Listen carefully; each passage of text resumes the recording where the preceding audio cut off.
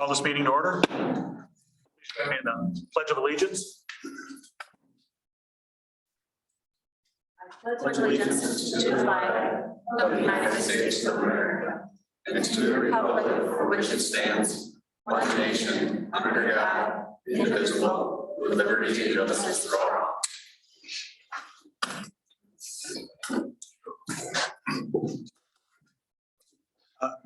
Good evening, everyone. Thanks for coming. I'd like to ask the council if it's all right to move E and K from the administration section to, we'll have that just after Marcy's. Any issues with that? Nope. Okay. To have approval of the agenda? We need a roll call. Need a roll call. Yes, we do. Marcy, could you give us a roll call, please? Yes, Jerry? Here. John? Here. Justin? Here. Lexi? Here. And Russ. And then we've got Doug. Yep. Absent. Yep. All right, now we'll need an approval of the agenda. Is that an amended agenda since we're moving it around? I'm sorry. Is that an amended agenda since we're moving that around, or? No, usually you can move it up to the beginning like that. I'll make a motion to approve the agenda. I'll second it. Lexi, I. Justin, I. Time. Jerry, aye. Approved. Any questions on the consent agenda? We have citizen comment first. Nope, sorry. Yes. We're going to have open the floor to any citizen comment for tonight. So anyone who'd like to go ahead and get started?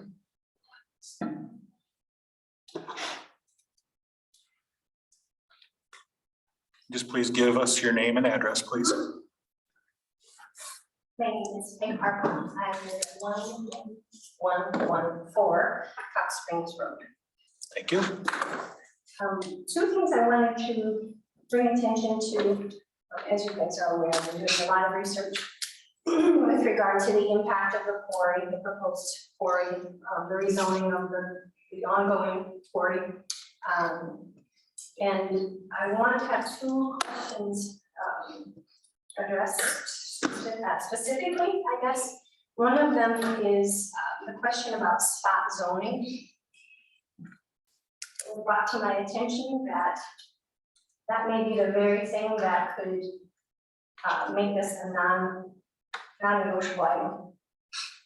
Spot zoning is when you zone a property that does not basically match or fall in with the surrounding properties for the benefit of one party and to the detriment to the surrounding properties.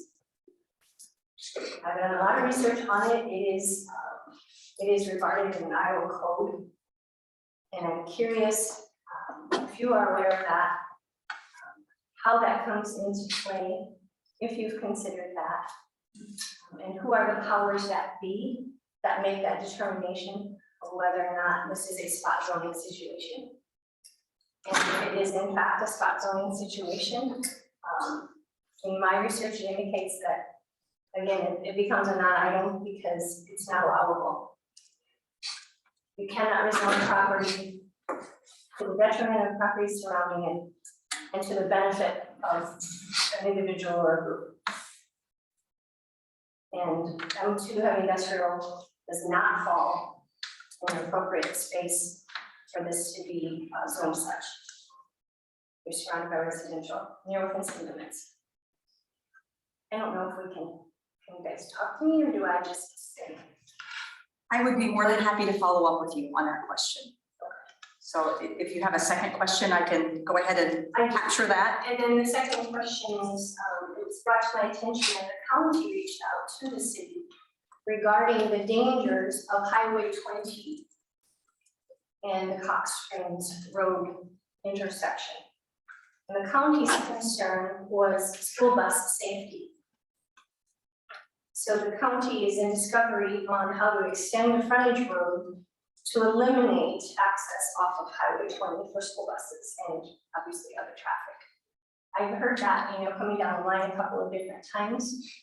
I wasn't sure of the status of that, but it wasn't brought to my attention that that has been brought up to the city. And so I guess my comment would be, was that not a consideration that was made when this zoning request was made? Because of the safety factor.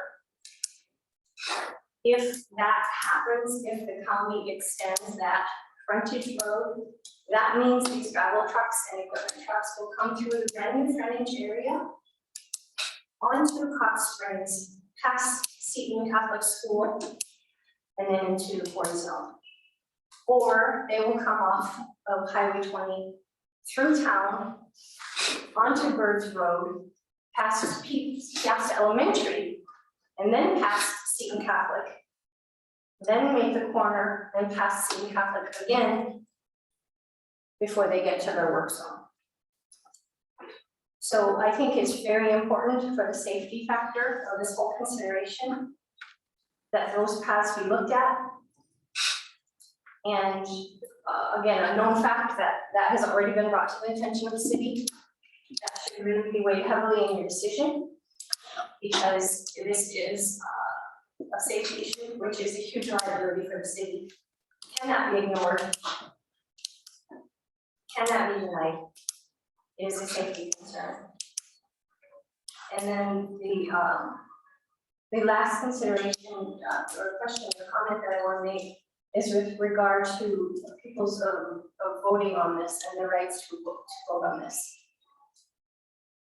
If there is a conflict of interest with regard to the city council, their affiliations or relationships with the person requesting the rezoning, they should abstain or recuse themselves from voting.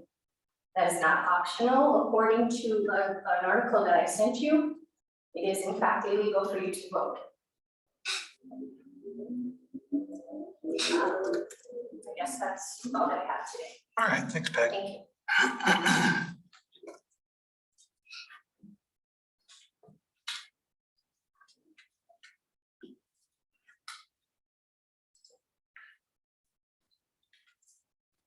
Would anyone else like to address the council at this time? All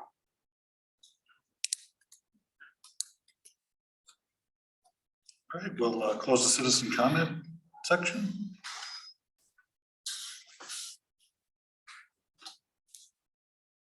And any questions on the consent agenda at this time from council? Motion to consent agenda. Oh, sorry. Lexi, I. Justin, I. John, I. Motion carries.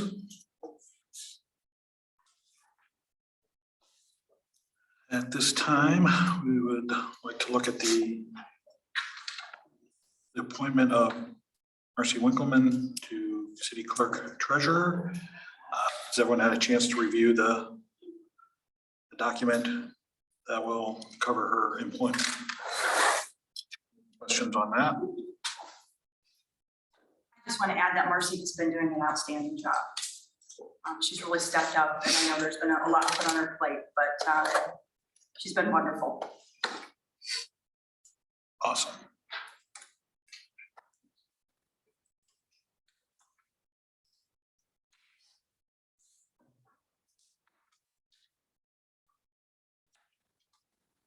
So we need a motion to approve. Motion to approve that? We do. I'll make a motion to approve the benefits of Marcy Winkleman to become city clerk. Second. Lexi, I. Justin, I. John, I. Jerry, I. Motion carries. This time we'll have Marcy take her oath of office.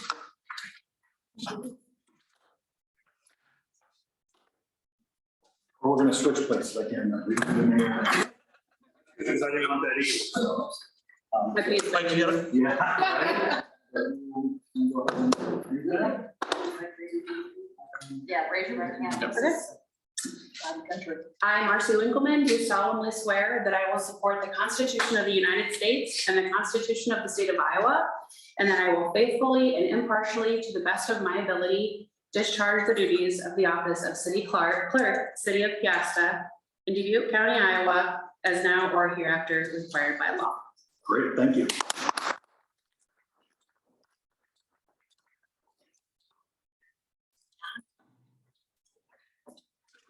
Congratulations.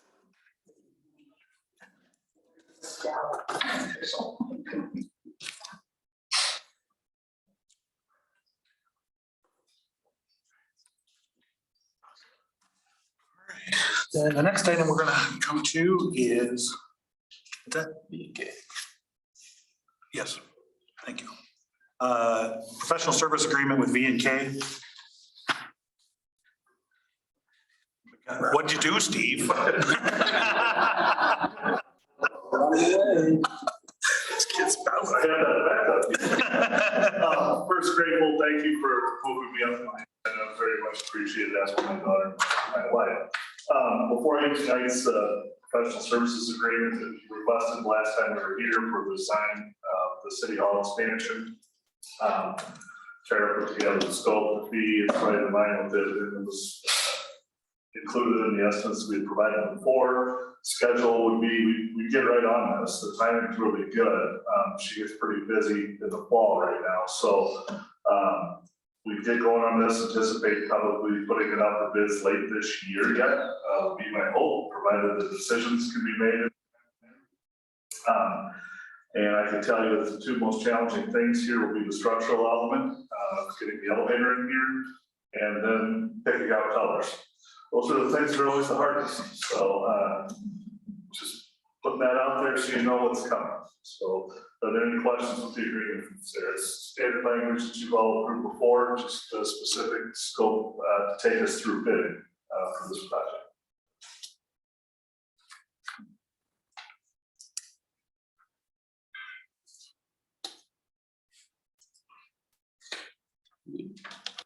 I make a motion to approve the professional services agreement with V&K for conceptual master plan of the city hall. I'll second. Lexi, I. Justin, I. John, Jerry, I. Motion carries. Now, would you guys like to do any sort of media kickoff to this project at all? I mean, these highly visual, visible projects, sometimes there is some media mileage you can get through that. I mean, not a decision to make today, but you know, before we start doing some things, you get some photos, you get some run out of it, so something to pick up. You guys put it on the website. Sure. I mean, I think there's a lot of positive things that come out of this. Yeah. I mean, the renderings exist, so there's a lot of things in our pocket right now that we can put out there and get some positive publicity from. As always, guys, thank you. I appreciate everything you do for us. All right. Thank you. Thanks, Steve. Have a good night. I'll be in touch, Steve. Thank you. You bet. Well, bring us back to public hearing status, discussion, reference status of application to rezone property located at parcels 140330004 and 14033760001. Spiegel Family Realty from A1 to M2. And I'm gonna, Doug, turn it over to you.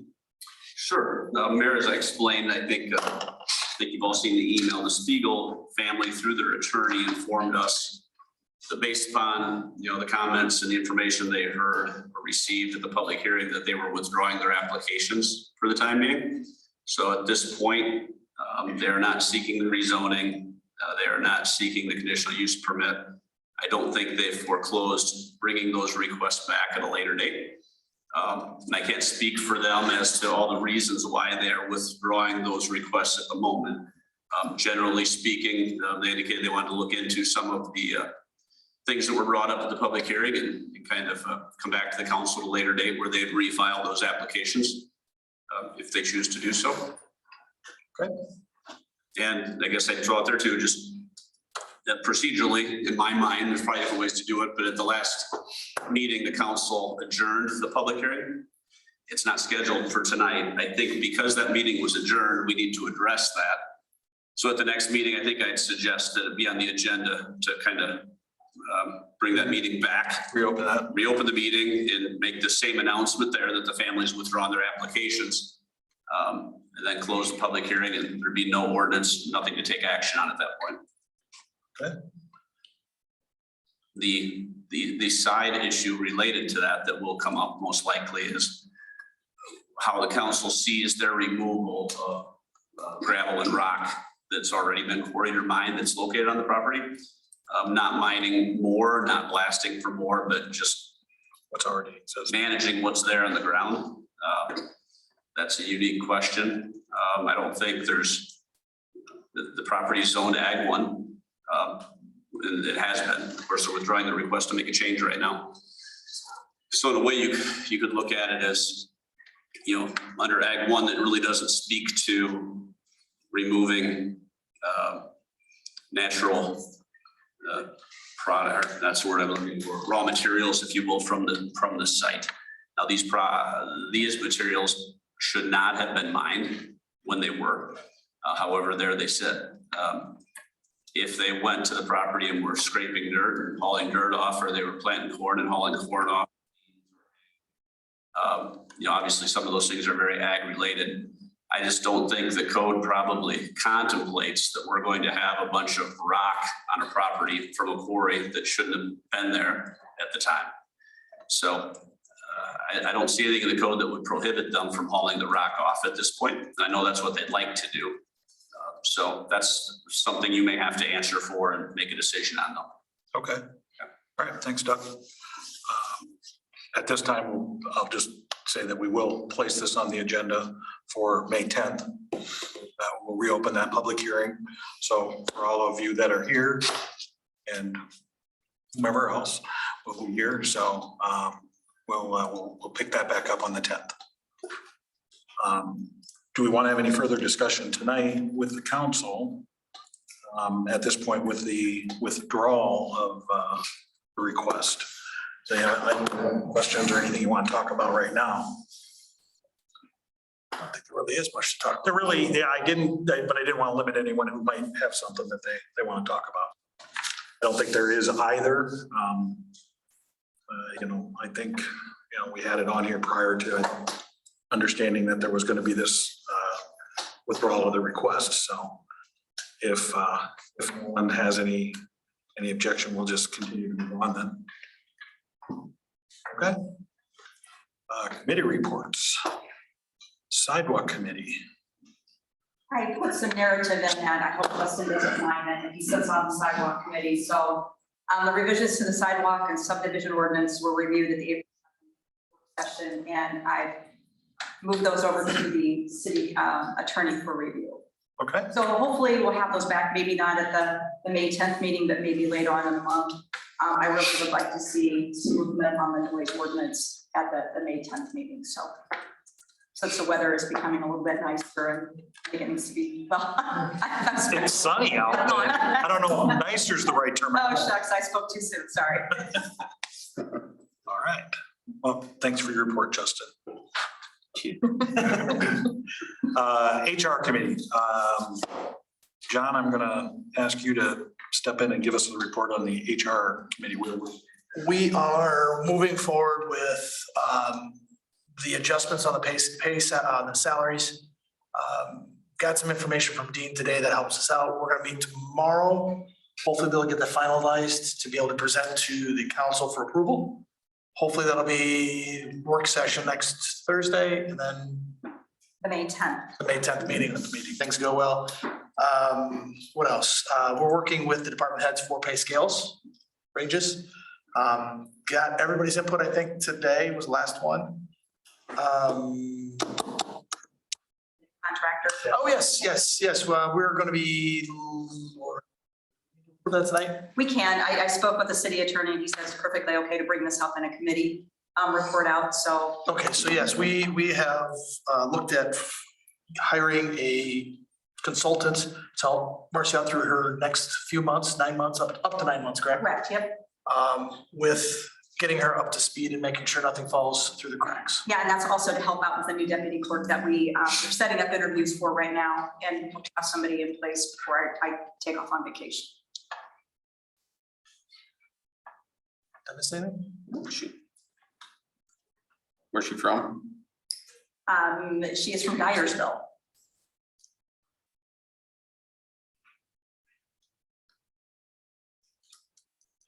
I think this will give needed added support for the staff in the office to help keep things afloat. Lexi, you have anything to add?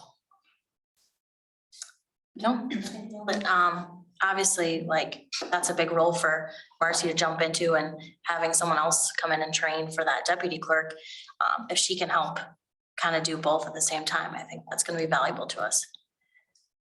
I think I don't know if I mentioned this, but we're gonna have 20 to 30 hours a week, is that? That's correct, yes. And then if it goes on beyond that 30 hours, then it needs approval from the city administrator. Got some stopgap Okay. protection in there to make sure that she doesn't exceed that, and if she does, we're very aware of it. And she needs to go beyond the 9-month contractual period, that at the 8-month period, we'll review it and then bring it back to council for approval for an extension. One thing I forgot to mention, she will be carrying her own professional liability That is correct. insurance, her own workers' compensation insurance, and general liability, Yes.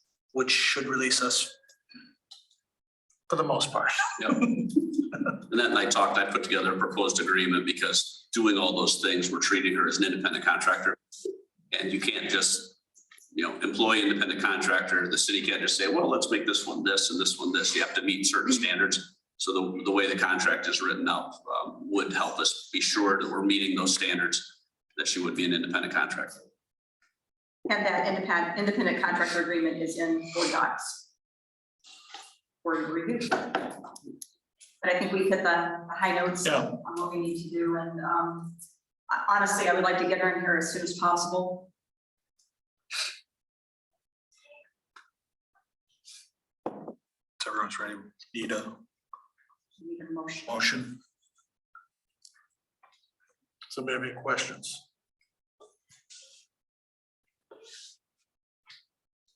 I'll make a motion for the higher 10. I'll second. Lexi, I. Justin, I. John, I. Jerry, aye. motion carries. Moving on to resolution setting date for public hearing on designation of the expanded Shasta urban renewal area and the urban renewal plan amendment. I know at the last meeting, I had asked if we could hold that public hearing tonight. We've had a couple of changes, not only to the plan, we have a holiday kind of fluxed in there, and then some scheduling conflicts with the board of supervisors and the school board to have that meeting with them. So I'm asking for an extension to move that to May toward the end. It's not going to do anything to affect any of the projects that we do have listed in the amendment. Do we need a motion for that or just the okey dokey? You need a motion. I'll make a motion to extend, To set the final. We'd set the public hearing. to reset the public hearing until May 24th. May 24th meeting. I'll second it. Lexi, I.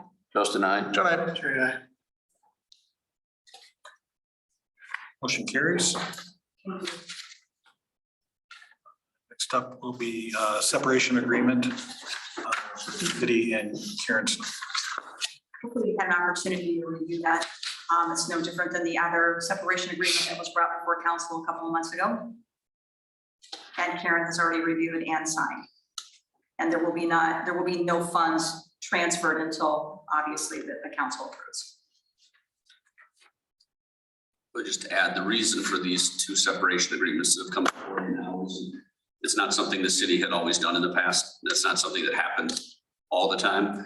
But because the policy handbook wasn't 100% clear on how to handle sick leave payout upon a voluntary resignation or retirement, kind of was a negotiated, we the city will interpret the policy handbook to your benefit in return for this release of liability and separation agreement. Just kind of we'll give a little, and not that I say there's no real reason in either of these cases where the city say, boy, we really need the separation agreement to avoid some liability. But it's it just makes sense if you're gonna give something up on the one side, get something back. And it's just basically these employees saying, yep, I'll agree to take the sick leave payout consistent with the interpretation that gives me the most. And I'll agree to release the city from any other claims, liabilities, blah, blah, blah, blah. Moving forward, though, it's gonna be removed from the handbook. I think, yes, and there's, I've got a draft updated handbook that hopefully by May 10th, even maybe I'll have to you to get the first look at. And in that, after the first look, we can kind of tweak some of those things, but I've got some proposed language that'll make that. I don't want this to be happening again. Would it be possible to have it by the next work session. We'll see. That was very. Thank you so much. I'll do my very best. I'll make a motion to approve the separation agreement with Karen Schneider. Seconded. Lexi, I. Justin, I. John, I. Motion carries. Moving on to a resolution amending resolution 2022-10, resolution setting the salaries, wages for appointed officers and employees of the city of Piasta for fiscal year 2022 concerning Marcy.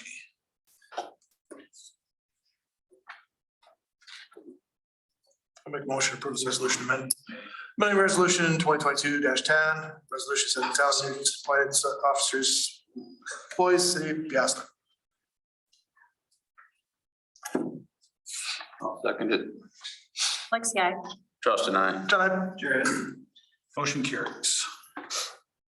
Next item. Outrun the Rays street closure request. At the last meeting, we verbally, the council said they approved it, so this is the procedural thing that we have to go through and make a motion to approve it. I'll make a motion to approve outrun the Rays street closure request. I'll second. Lexi, I. Justin, I. John, I. Motion carries. I'll open up the floor to any citizen comment at this time. Anybody? And then please state your name and address. Diane Moore, 161 Sylvia Court. Thank you, Diane. Hello, congratulations for us. Thank you. Diane and I grew up across the street from each other. Way back. Long time. I just had a question about Thunder Hills Road. Are there any plans from the Piasta standpoint to repave it? I heard from Anthony Bargett, For which road? he's in Thunder Hills Road from Highway 20. That's county. It's county. Well, according to Anthony, who was an acquaintance of mine to some other County engineer. he is saying the southbound lane from Juliana to Highway 20 is the responsibility of Piasta. That would have been Cox Springs at that time, but not Thunder Hills. So they're planning, he told me, to do a four-way stop to Juliana, the county, and then from Juliana to Highway 20 on the southbound lane, it's the city of Piasta's responsibility. And he said that he should have some answer in a few weeks. I hadn't heard back from him, and that was April 7th. So I was just curious if anybody knew anything or had any updates on that, or just the intersection there. DOT says they have no plans in their 5-year plans to do anything, so I don't know. Just curiosity, I mean, the road's kind of falling apart. I didn't know if you knew of anything. I can reach out, This one, yeah. Diane, and if I can get some contact information from you, Sure, I'll reach out sure. to Anthony myself, and then I'll call you. Okay, that sounds good. And just on a side note, with the rezoning, it was interesting to hear because when I was here a few months ago, we were talking about the rezoning of Jungle Lot. And you were really adamant about not doing spot zoning, so I think I'm gonna come to more meetings, so I'm more informed. Thank you. All right, thanks, Diane. Anyone else like to? I just want to say thank you for listening to my concerns and questions. Oh, absolutely. All of those things, really appreciate it. You're welcome. All right, at that time, we'll close the citizen comment. Lexi, I. Justin, I. Motion carries. Meeting is closed. Thanks for coming, everyone.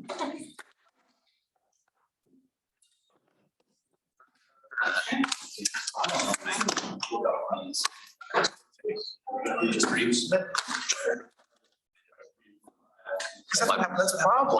Is. That's what happens.